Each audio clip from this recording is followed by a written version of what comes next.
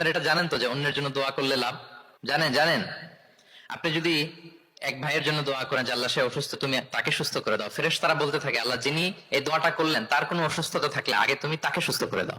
ধরেন যে আপনার এক ভাই দারিদ্রের কষাঘাতে জর্জরিত, টাকা পয়সা না, আপনি দোয়া করলেন যে আল্লাহ আমার ভাইটা আর্থিক সমস্যায় আছে, তার আর্থিক সমস্যা দূর করে দাও। ফেরেশতারা দোয়া করে আল্লাহ যিনি দোয়া করলো তার যদি আর্থিক সমস্যা থাকে তুমি আগে তার আর্থিক সমস্যা দূর করে দাও। সুবহানাল্লাহ সুবহানাল্লাহ বিহামদি। তো এক লোক এই হাদিসের ফজিলত শুনে ইফতারের পূর্ব মুহূর্তে, যেহেতু দোয়া কবুল হয়, তার ওয়াইফ ইফতারি তৈরি করতেছে, এই হাদিসের ফজিলত শুনে এক লোক তার বন্ধুর জন্য দোয়া করতেছে যে আল্লাহ আমার বন্ধুটা তো এখনো বিয়ে হয় নাই, তুমি সুন্দরী রূপবতী একটা স্ত্রীর ব্যবস্থা করে দাও আল্লাহ আমার বন্ধুর। এই দোয়া শুনে তার স্ত্রী তো রেগে মেগে আগুন, সেই ইফতারি টিফতারি রেখে দিয়ে এসে বলে, এই এত বড় সাহস, কি দোয়া করো এসব উল্টা পাল্টা। স্বামী বলে, কি দোয়া উল্টা পাল্টা, কি দোয়া করলাম? আমি তোমার বন্ধুর জন্য দোয়া করছি যে আল্লাহ তাহলে তুমি রূপবতী সুন্দরী স্ত্রীর ব্যবস্থা করে দাও। তো ওয়াইফ বলে, এই তুমি কি মনে করছো আমি হাদিসটা জানি না যে অন্যের জন্য ভালো কোনো দোয়া করলে আগে এটা নিজের জন্য কবুল হয়? সুবহানাল্লাহ। দেখেন ইসলামের বিধান কত সুন্দর। আপনি অন্যের কল্যাণ কামনা করলে এটা, এই কল্যাণ ফিরে আপনার দিকে আসে আগে। সুবহানাল্লাহ। তো ওই বেদুইনের এটা জানা ছিল না, সে এসে দোয়া করতেছে আল্লাহুম্মা আরহামনি ওয়া মুহাম্মাদা ওয়া লা তারহাম মা'ানা আহাদা। আল্লাহ তুমি শুধু আমারে রহম করো আর মুহাম্মদ সাল্লাল্লাহু আলাইহি ওয়াসাল্লামের রহম করো, আমাদের দুজনের সাথে আর কাউরে রহম করো না। রাসূল ইসলাম তাকে বলেন, হায় রে, একটা প্রশস্ত বিষয়কে সে সংকীর্ণ করে ফেললো। আফসোস করে বলতেছে, কারণ আল্লাহর দরবারে রহমের কি কোনো ঘাটতি আছে বলেন তো? আল্লাহর দরবারে রহমতের কোনো কমতি আছে? নাই। রাসূল ইসলাম বলে সে তো সবাইকে ইনক্লুড করতে পারতো। আচ্ছা গেল, দোয়া শেষে এবার সে মসজিদে নবীর মাঝখানে বসে পেশাব করা আরম্ভ করছে। এবার তো সাহাবারা রেগে মেগে আগুন, কি এত বড় সাহস, মসজিদে নবীর মাঝখানে পেশাব, সবাই উদ্ধত হচ্ছে, তাকে মারতে যাবে। রাসূল ইসলাম সবাইকে সামলালেন, থামালেন, বললেন রাখো রাখো রাখো, ছাড়ো, আগে সারতে দাও। কারণ কেউ যখন ওয়াশরুম সারে মাঝখানে তাকে ডিস্টার্ব করা যায় না, এটা তার ক্ষতি হবে। রাসূল ইসলাম বললেন রাখো, লেট হিম পাস ইউরিন, তাকে কাজ সারতে দাও। সে কাজ সারলো। এবার রাসূল ইসলাম বললেন ও হারিকু আলা বাউলিহি সাজলান মিন মা, তার পেশাবের উপর এক বালতি পানি ঢেলে দাও, দিয়ে ফেললো। এবার রাসূল সাল্লাল্লাহু আলাইহি ওয়াসাল্লাম বললেন ইন্নামা বুইসতুম মুয়াসসিরিন ওয়া লাম তুবআসু মুআসসিরিন। হে সাহাবারা মনে রাখো তোমরা সহজপন্থী হিসেবে প্রেরিত হয়েছে, তোমরা কট্টরপন্থী হয়ে পৃথিবীতে প্রেরিত হও নাই। সুবহানাল্লাহ। তাহলে যে কোনো জিনিসের সলিউশন আপনার সহজ ভাবে করতে হবে, এটাকে জটিল বানানো যাবে না। আমরা অনেক সময় জটিল থেকে জটিল করি। তখন এই বেদুইনকে রাসূল সাল্লাল্লাহু আলাইহি ওয়াসাল্লাম ডেকে বললেন, আচ্ছা তুমি যে কাজটা করলে মসজিদে নবীর মাঝখানে পেশাব করলে, এটা কি ঠিক হলো?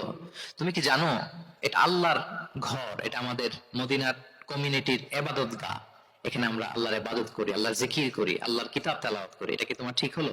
এইভাবে যখন আদর দিয়ে পরম মমতায় তাকে বুঝিয়ে বলা হলো, সে লজ্জিত হয়ে মাথা নিচু করে ফেললো। সুবহানাল্লাহ। রাসূল সাল্লাল্লাহু আলাইহি ওয়াসাল্লামের কাছে ক্ষমা চাইল। তাহলে প্রিয় সুধী, আপনি কোমলতা ভালোবাসা দিয়ে যা জয় করতে পারবেন, কঠোরতা দিয়ে সেটা পারা যায় না। খেয়াল রাখবেন, ভালোবাসা দিয়ে যেভাবে আপনি মানুষের হৃদয় জয় করতে পারবেন, কঠোরতা দিয়ে পারবেন পারবেন না। এজন্য ইসলাম ফ্লেক্সিবিলিটিতে বিশ্বাস করে। ফ্লেক্সিবিলিটি, লা ইউকাল্লিফুল্লাহু নাফসান ইল্লা উসআহা। আল্লাহ সাধ্যের বাইরে কাউকে কখনো কিছু চাপিয়ে দেয় না। এজন্য ইসলামকে সহজ করে উপস্থাপন করতে বলেছেন তিনি। মুআয ইবনে জাবাল রাদিয়াল্লাহু তাআলা আনহুকে রাসূল সাল্লাল্লাহু আলাইহি ওয়াসাল্লাম একবার ইমাম বানিয়ে পাঠালেন একটা এলাকায়। তো ওই এলাকার লোকেরা ছিল শ্রমজীবী সাহাবী, শ্রমজীবী। উট ব্যবহার করে সেখান থেকে কুয়া থেকে পানি নিয়ে খেজুর গাছের মধ্যে দিত। সারাদিন যখন কষ্ট করতো, হার্ড ওয়ার্কিং করতো, বিকেলে ক্লান্ত হয়ে পড়তো। তো উনি মাগরিবের নামাজে সূরা বাকারা দিয়ে একবার তেলাওয়াত শুরু করলেন। সূরা বাকারা কোরআনের সবচাইতে ছোট সূরা নাকি সবচাইতে বড়? তো উনি যখন বাকারা দিয়ে নামাজ শুরু করলেন, এক শ্রমজীবী সাহাবী এসে আর কন্টিনিউ করতে পারছেন না, এত লম্বা কেরাত কিভাবে পারবেন, তো ক্লান্ত শ্রান্ত পরিশ্রান্ত। উনি রেগে নামাজ ছেড়ে দিয়ে একা একা নামাজ পড়ে রাসূল সাল্লাল্লাহু আলাইহি ওয়াসাল্লামের কাছে যে অভিযোগ করলেন, নালিশ করলেন। বললেন ইয়া রাসূলুল্লাহ, দেখেন এমন একজনকে ইমাম করে আমাদের এলাকায় অ্যাসাইন করেছেন, উনি মাগরিবের নামাজে পড়তেছেন সূরা বাকারা, আর আমরা সবাই শ্রমজীবী কৃষিজীবী মানুষ। রাসূল সাল্লাল্লাহু আলাইহি ওয়াসাল্লাম রেগে গেলেন। মুআয ইবনে জাবালকে ডেকে বললেন, মুআয আফাতানুন আনতা ইয়া মুআয, তুমি কি ফিতনা ছড়াচ্ছ সমাজে?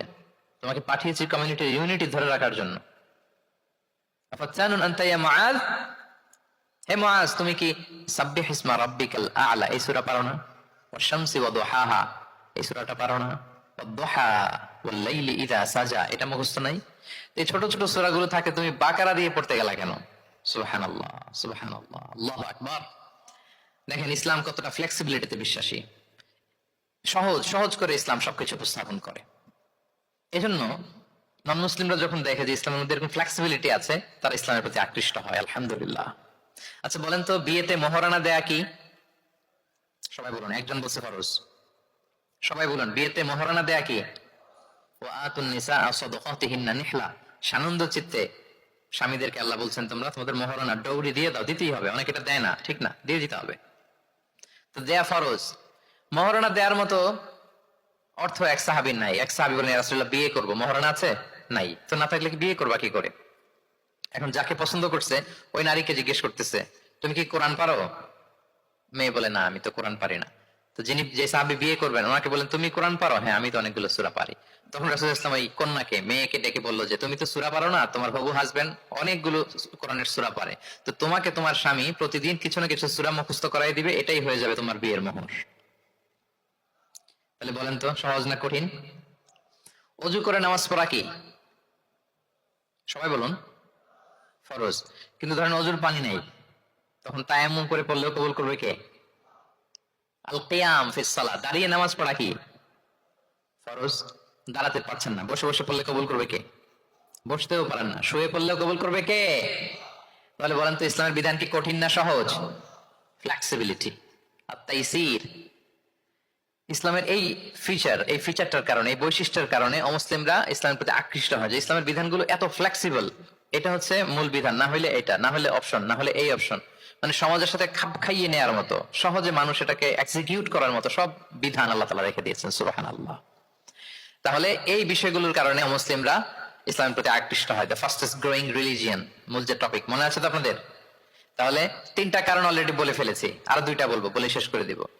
এর মধ্যে প্রথমটা কি ছিল? ইসলাম ধর্মটা কেমন? ন্যাচারাল, ভেরি ন্যাচারাল রিলিজিয়ন, দ্বীনুল ফিতরা। দুই নম্বরে সার্বজনীন, দ্য ইউনিভার্সালিটি অফ ইসলাম, আল উমুম, এটা সবার জন্য এই ধর্মটা। তিন নম্বরে কি বললাম? ফ্লেক্সিবিলিটি, ইসলাম খুব ফ্লেক্সিবল, এটা সহজে মানা যায়, সহজে এটাকে পালন করা যায়, এজন্য অমুসলিমরা আকৃষ্ট হয়। চার নম্বর হচ্ছে ব্যালেন্সড অ্যাপ্রোচ অফ ইসলাম। ইসলামের বিধানগুলো খুবই ব্যালেন্সড, ভারসাম্যপূর্ণ আর কি। এর মধ্যে পরিমিতি বোধ আছে, ভারসাম্য বোধ আছে, এটা ব্যালেন্সড।